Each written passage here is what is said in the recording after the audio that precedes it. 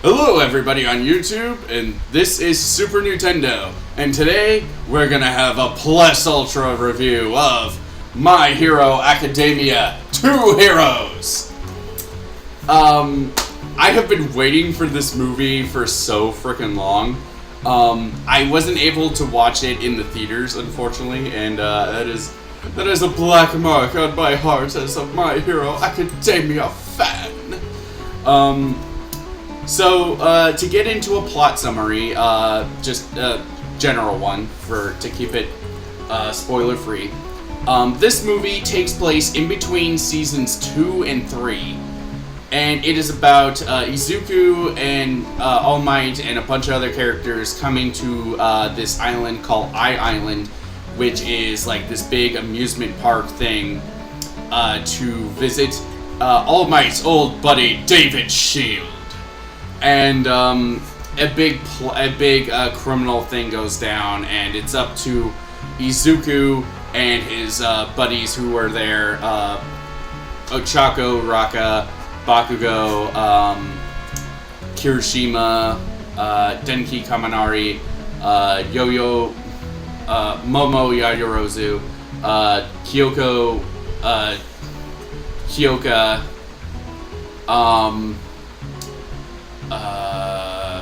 Tenya Ida, and Mineta to stop these villains, along with new character Melissa Shield,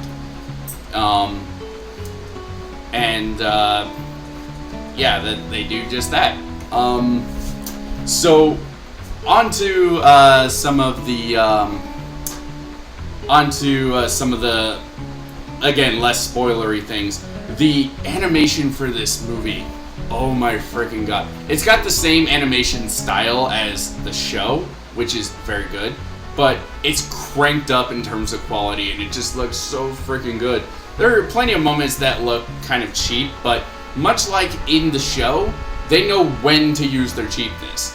Like, there's a couple of reused animation shots, particularly with Tenya Ida, and he's the character to use the cheaper animation with because of his exaggerated robot arm style.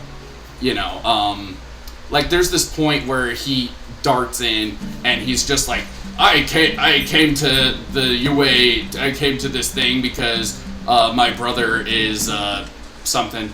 You know, it's like, yeah, it looks really cheap, but it works with him because of his spastic personality and whatnot.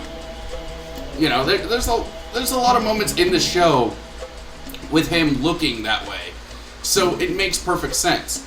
Every other character though is just so freaking good. The music is also recycled from the show for the most part, but the new music in this is so freaking good. I love the scene. There's music in the beginning that is so freaking good. To the character work is so freaking perfect, especially because, like, if you're watching this in order, like if you're watching seasons 1, 2, and then this movie, and then season 3, there's actually a bit of foreshadowing for stuff to come. And it's so good. There's this one moment with Bakugo, which I'll talk about in the spoiler section, which is just so good. I love the new characters. I love Melissa Shield and David Shield and whatnot. They're so good. I love them. I'll talk about them more in the spoiler section. Any negatives I have with this is just nitpicks at best. You know, I don't have much of an issue with this. I mean, there's a couple of continuity, not errors, but just like, there's a couple of things that some characters say that when this movie is supposed to take place, it doesn't make sense for them to say it. Actually, no.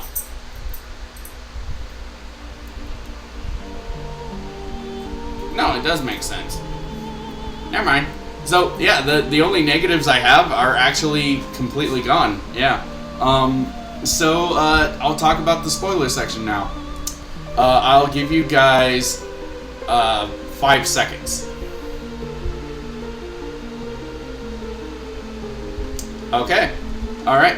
If you are not out of the video now, we are going to be talking about spoiler stuff. Okay, so, I love the beginning section with young All Might and the way he's drawn. I thought originally it was kind of weird seeing him without the dramatic shadows, but it just looks so freaking cool seeing him like that. Like the beginning section with him just punching out some characters. And like what I love is that this is young All Might, but not in his prime. Like this is him when he is not too much older from Deku. So he doesn't have full... He's not at his strongest, but he's not at his weakest either. You know, he's still getting a handle on his power. Like he's able to use One For All right off the bat, like it said in the show, but it's clear that he is still inexperienced with it. And I really love that. I really friggin' love that. I love seeing young David Shield and the Carolina Smash. Oh my god. It's so good. Alright, so moving on to Melissa Shield. Oh my god, she's just so adorable. I love the little jealousy thing with Ochako that is surprisingly dropped very quickly. Is like Melissa and Deku are just going around the different attractions, and then Ochako just shows up and he's like, "Looks like you're having fun, Deku." "Oh, Uraka, looks like you're having fun, Deku." So, yeah, you said that. And Momo and Kyoka are there too. It's like, "Looks like you're enjoying yourself." It's like, "I heard everything with my earphone jack." It's just, oh my god, I love these. I love it. David Shield's interaction with All Might is so good. It's like you can tell that they are friends. But the fact that he keeps One For All a secret from even David is actually very interesting, because it leads to a lot of it actually leads to the big problem in this movie, which I'll get to. And it's just, oh my god, it leads to one of the big problems with this movie, and it's just like you can feel that they really are friends. Although it's a bit weird to see. Shut up, Puppers. Do you have some words about this movie? No? Okay, then shut up.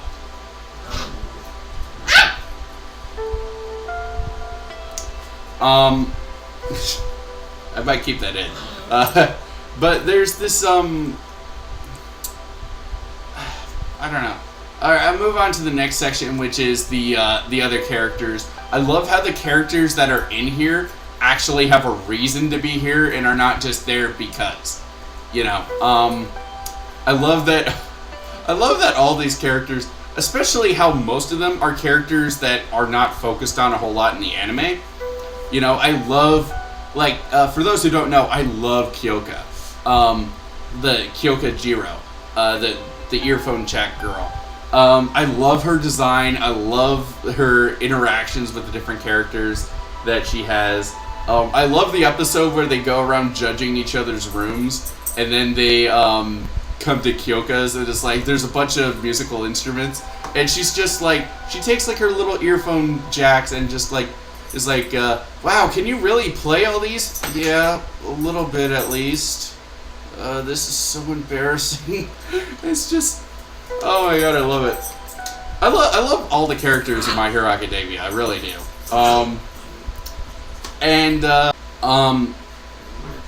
So, like, I love that these different characters are here.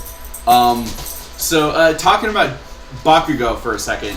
At this point in the show, Bakugo's character is still a very angry, almost evil character. And we don't learn that much about him until Season 3.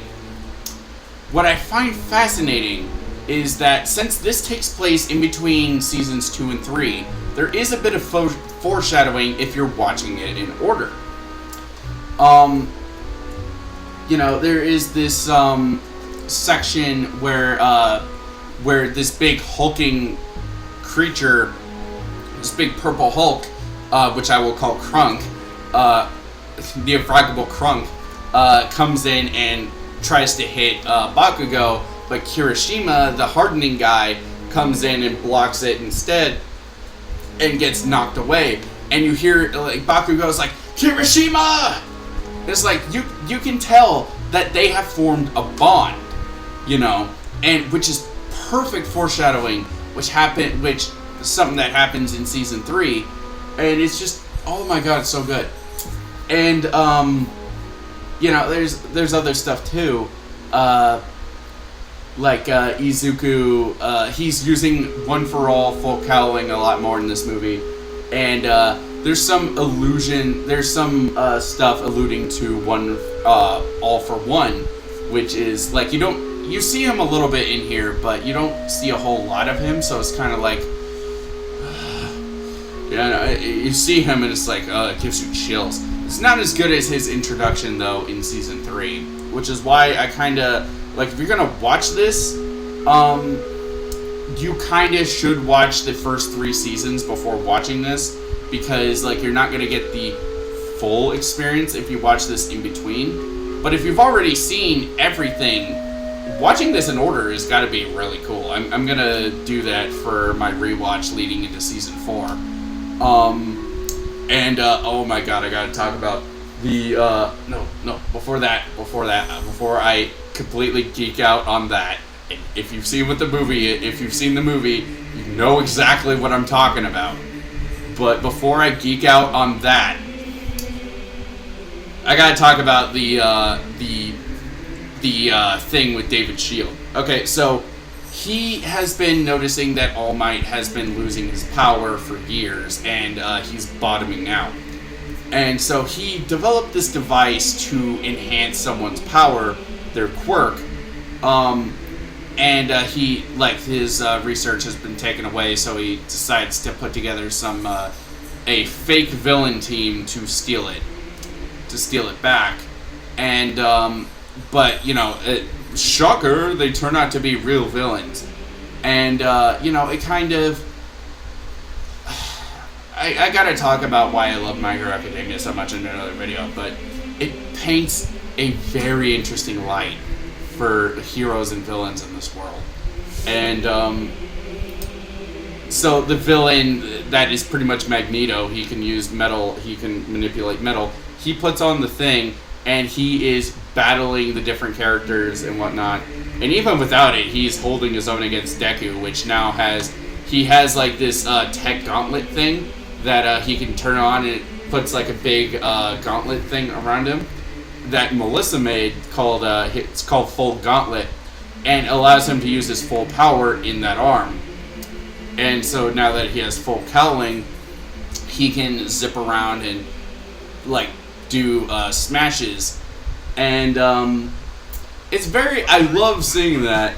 And like the big conflict is like, oh, we gotta David Shield is a villain, like you're really going to save him, he's a villain, like it's like I don't care.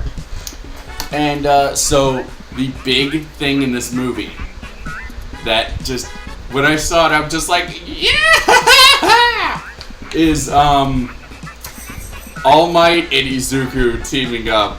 Oh my god, that was so cool. Seeing them zip around, moving the same way, doing the thing, and the double Detroit smash. Oh my god. Oh my god, I just wanted to stand up and applaud. If I got to see this in theaters, I would just... If I can get away with it, I'm gonna put a clip of Family Guy here where Peter's in the movie theater and he stands up crying and just like like that. Like that's what I would have done in the theater. Oh, it's just oh my god, it was so good, so fucking good. And the only thing that bums me out is that we're not gonna see something this epic in the show, because if you've watched the show, well, I'm in the spoiler corner, but like if you've watched the show, All Might loses his power. He's quirkless again. He still has access to his muscle form, but it pretty much bursts out as soon as he uses it. So it's like we're not gonna see this in the show proper. It's just I want to see Izuku and All Might team up more. It just, oh my god, it's so good. It's so fucking good.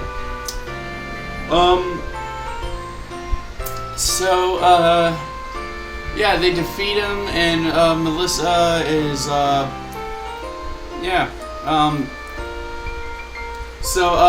love the dress designs for the different girls in this. What I find fascinating is in the promotional art, Ochako has like combat gloves with her dress, but she doesn't have that in the actual movie.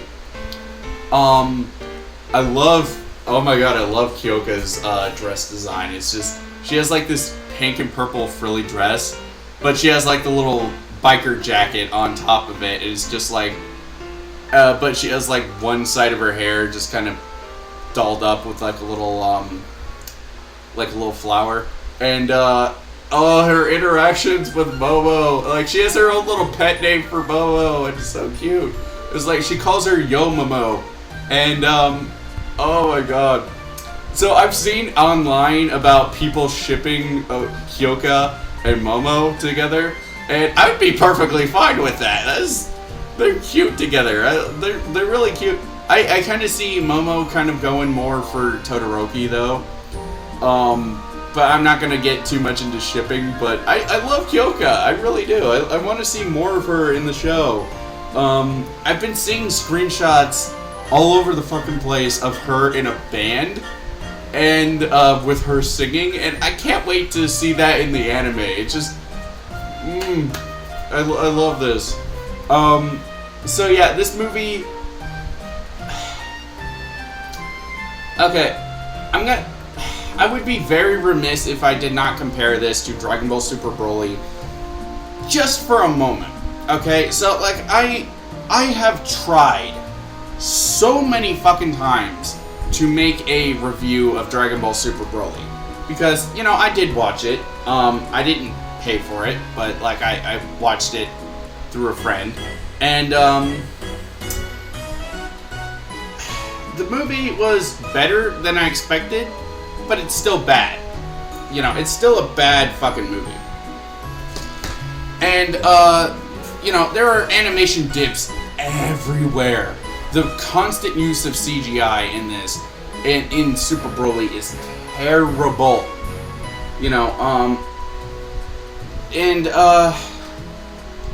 There's a constant use of, we're gonna tell you how something is, but show you something completely different. Particularly with Broly. Now, I will make a video talking about my problems with the Super version of Broly in its own video. But,